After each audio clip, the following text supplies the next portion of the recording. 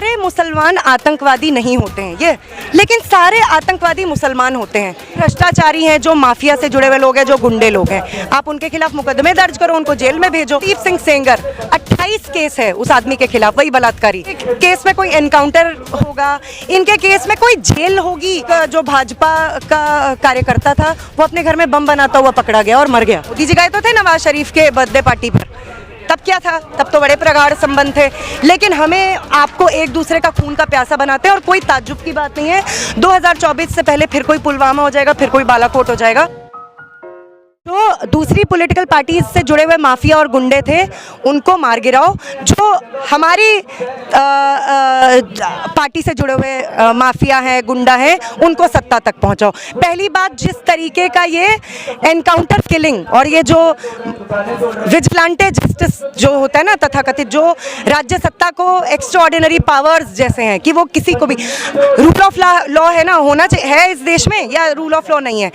आप जो भ्रष्टाचारी हैं, जो माफिया से जुड़े हुए लोग हैं, जो गुंडे लोग हैं, आप उनके खिलाफ मुकदमे दर्ज करो, उनको जेल में भेजो।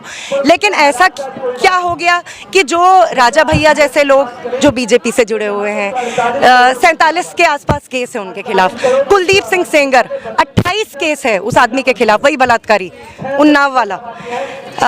इनका कुछ होगा कि नहीं होगा? इनके केस में कोई एनकाउंटर होगा, इनके केस में कोई जेल होगी, कोई मुकदमा चलेगा कि नहीं चलेगा? तो ये इस तरीके का जो और ये भी एक आप कह सकते हो निशानी है, जिस तरीके का खुद को एक हीरो के तौर पे पेश करना कि मिट्टी में मिला दूंगा और फलाना ढिकाना। तो मिट्टी में मिलाना है, पहले अपने खिलाफ भी इतनी ईमानदारी दिखाओ कि अपने खिलाफ भी मुकदमे चलवाओ, अपने पार्टी से जुड़े हुए माफिया और गुंडों के खिलाफ भी मुकदमे चलाओ। तो ये मतलब आप खुद ही सोचिए कि इनकी कथनी और करनी में इनका दो मुहापन एकदम साफ है। ये संस्कार शुचिता की बातें, भारतीय संस्कृति की बातें। अभी तो इनका त्रिपुरा का एक विधायक पॉर्न देखता हुआ पकड़ा गया विधानसभा में। भाई क्या संस्कारी पार्टी है? ऐसी संस्कारी पार्टी मतलब देखते बनती है। इतने संस्कार कूट कूट के भरे हैं, मतलब लगता है शाखाओं में यही पढ़ाया जाता है कि विधानसभा में पहुंचो, जनता को बेवकूफ़ बनाओ, उसके बाद वहाँ पर चोरी छुपे पॉर्न वीडियो। तो अच्छी बात है जो पीछे से कोई बीजेपी वाला ही होगा, क्योंकि बैठे तो वो गवर्नमेंट की साइड में, तो किसी बीजेपी वाले ने खुन्नस में ही बना दी वीडियो वायरल हो गई। और इससे पहले तो कर्नाटक का इनका एक मंत्री था जो पॉर्न वीडियो देखते हुए कर्नाटक विधानसभा में पकड़ा गया था। मतलब ये कैसी शुचिता, कैसी भारतीय संस्कृति है भाई, हाय तौबा हाय तौबा, क्या कहा जाए। तो ये ढोंग, ये भारतीय संस्कृति, ये सब सारा ढोंग जो है, ये पाखंड जो है, जनता को बेवकूफ़ बनाने के लिए देश की जनता इनकी असलियत पहचान रही है। बढ़ती महंगाई, बेरोजगारी, असमानता के खिलाफ ना बोले तो एक रामबाण नुस्खा है मोदी के पास और बीजेपी के पास और संघ परिवार के पास। हिंदू मुसलमान, मंदिर मस्जिद, लव जिहाद, लैंड जिहाद, गौ हत्या, बीफ बैन, ये सारे मसले जो कि एकदम फर्जी नकली मसले हैं, जिनमें आज देश की जो आम आप कह सकते हो कि आबादी और गरीब मुसलमान आबादी जिसको टारगेट किया जा रहा है मॉब लिंचिंग के ज़रिए, जिसको सड़कों पर लिंच मॉब्स दौड़ा रहे हैं, जिसमें यही सारे जो हैं फांसीवादियों का गुंडा वाहिनियाँ जो हैं जो जिसमें लिप्त हैं, आप उनको जो है टारगेट करो इस टाइम, गरीब आबादी को। और देश की बहुसंख्यक आबादी के सामने इन नकली मसलों को पेश करके जो असली मसले हैं, आज हमारे देश के नौजवानों को, देश में काम करने वाले मेहनतकशों को पक्का रोजगार चाहिए। हमारी यात्रा मांग उठा रही है कि भगत सिंह राष्ट्रीय रोजगार गारंटी कानून पारित करे। सरकार क्यों नहीं पारित कर रही है? देश में ये इस बात पर सबसे ज़्यादा फसाद जो धर्म के नाम पर, मजहब के नाम पर सिर्फ इसलिए हो पाता है क्योंकि राजनीति को और सामाजिक जीवन जो है उसको मजहब के साथ मिलाया जा रहा है, धर्म के साथ मिलाया जा रहा है। सामाजिक जीवन और राजनीति में मजहब की कोई जगह नहीं है। मैं किसी मजहब को मानती हूँ नहीं मानती हूँ, मेरा जाती मसला है, मेरा निजी मसला है। इसमें सरकार, इसमें राज्य का कोई हस्तक्षेप, किसी पॉलिटिकल पार्टी का कोई हस्तक्षेप होना ही नहीं चाहिए। लेकिन बीजेपी गवर्नमेंट तो सबसे ज़्यादा इसका इस्तेमाल करती रही है। बाकी पार्टियां भी ऑब्वियसली, चाहे कांग्रेस हो, इन्होंने भी अपने अपने वक्त में ये किया है। और कांग्रेस का जो सर्वधर्म संभाव है वो भी कितना बड़ा धोखा है, ये भी देश की जनता को समझना चाहिए। लेकिन ट्रू सेक्युलरिज्म, सच्चा सेक्युलरिज्म क्या है उनकी राजनीति और सामाजिक जीवन से धर्म का पूर्ण विलगाव।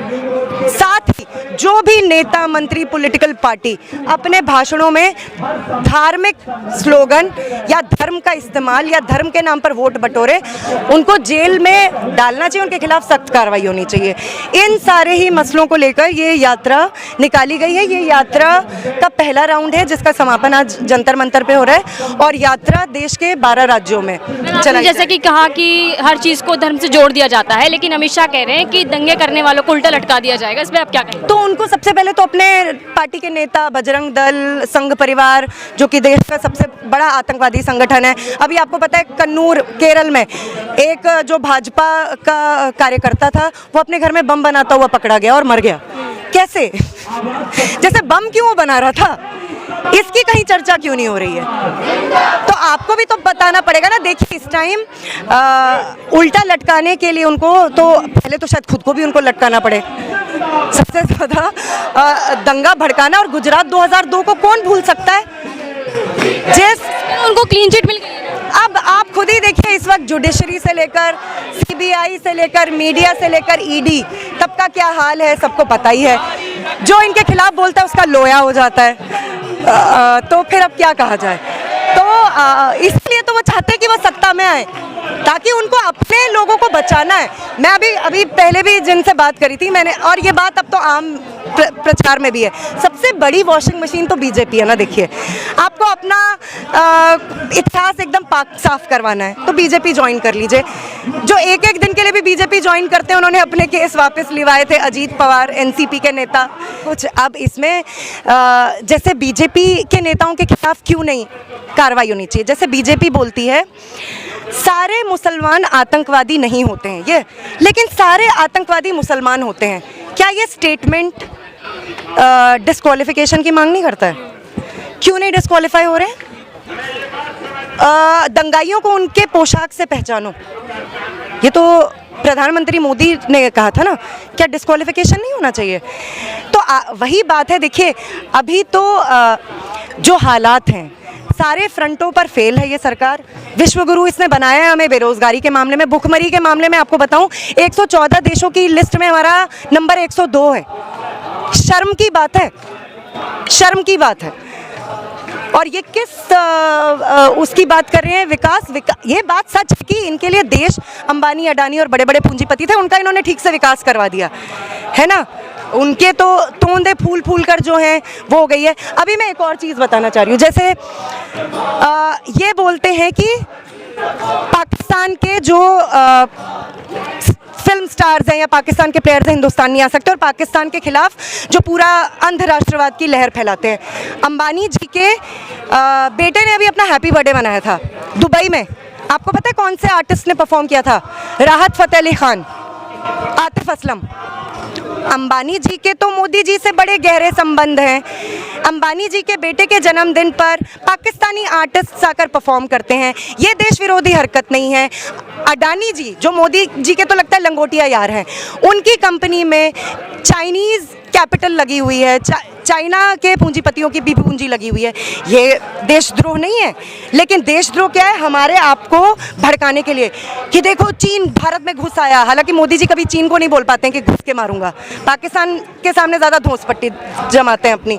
लेकिन चाहे पाकिस्तान के खिलाफ अंध राष्ट्रवाद की बात हो, चीन के खिलाफ हो, देश की जनता को ये समझना पड़ेगा चीनी मेहनत का शाहबादी हो या पाकिस्तानी मेहनत का शाहबादी हो या किसी मुल्क की मेहनत का शाहबादी हो, उनके सबसे बड़े दुश्मन उनके हुक्मरान हैं और हमारे सबसे बड़े दुश्मन हमारे हुक्मरान हैं। हम आपस में, चाहे वो पाकिस्तानी मेहनत करने वाला कोई मजदूर हो या कोई कामगार स्त्री हो, वो हमारे भाई हैं, वो हमारी बहनें हैं, हमें उनसे हमारा कोई राड़ा नहीं है।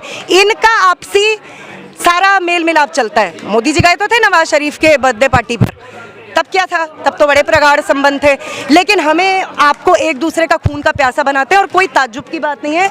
2024 से पहले फिर कोई पुलवामा हो जाएगा, फिर कोई बालाकोट हो जाएगा और देश की मेहनत का शाहबादी को युद्ध के भयंकर उन्माद में बहाने का काम होगा। इसलिए इस यात्रा का मकसद, भगत सिंह जन अधिकार यात्रा का मकसद है जनता को उनके असली मुद्दों से अवगत कराना। जनता जानती है, लेकिन कभी कभी क्योंकि आप असली दुश्मन को नहीं देख पाते हो और फांसीवादी राजनीति की सबसे बड़ी विशेषता क्या है कि वो एक नकली दुश्मन खड़ा करती है, तो आप उसी नकली दुश्मन के प्रति अपनी अंधी प्रतिक्रिया जाहिर करते हो। तो ये समझना पड़ेगा कि आज हमारे सबसे बड़े दुश्मन भाजपा, ये फांसीवादी निज़ाम है, पूंजीवादी व्यवस्था है जो हमें हमारे अधिकारों से, हमारे हक से महरूम रख रहा है। और इसके खिलाफ हमें नई जंग, जो कि भगत सिंह और उनके साथियों का सपना था, वो भारत, उसके लिए एक नई जंग, उसके लिए एक नया संघर्ष, उसके लिए एक नया आंदोलन खड़ा करना पड़ेगा। खबरों में बने रहने के लिए फोरम 4 को सब्सक्राइब करें और नोटिफिकेशन पाने के लिए बेल आइकन दबाएं।